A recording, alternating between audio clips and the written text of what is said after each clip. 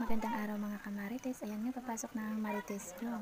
At ayan nga, may kasama nga akong makulit na bata. Hindi nga magpaiwan sa bahay. Gustong sumama kahit umuulan. Ay naku, natatawa talaga ako sa batang ito. Kahit na nahihirapan na maglakad dahil nga maputik at basa. Ayan, sumama pa rin siya. Wala talagang magawa sa bahay itong batang ire. Ayaw nga magpabaya sa bahay. Gawa ng, iwan ko dyan sa bata na yan. Kung ano-ano pang ginagawa dyan.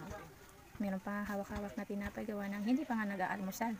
Ayan, tumutulong na nga siyang magtanggal ng mga paninda namin. At ang kulit-kulit nga, tingnan napipirmi hindi pa nga yan nag-aalmusal, kaya nga dinalan ko nga ng tinapay. Ayaw nga sumama kay ninang niya sa amo namin, gawa ng gusto dito lang. Ang kulit-kulit talaga. Umuulan pa naman ngayon mga kamarites.